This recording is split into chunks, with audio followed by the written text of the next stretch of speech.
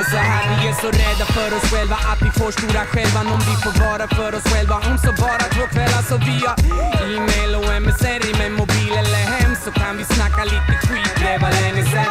Men inte mötas på riktigt, det blir så kladdigt och mäckigt. Det känns viktigt att träna på tricket där, med mycket snack och lite sagt om det stora mörka hålet. Aldrig i livet att vi vågar öppna såret. Var det här så kommer ångesten där, och vi undrar förtvivlat var alla kompisar är. Men de vill inte relatera, de blir rädda för att deras egna bräckliga självbild också ska krackelera. För dödsskräcken måste slå sin fint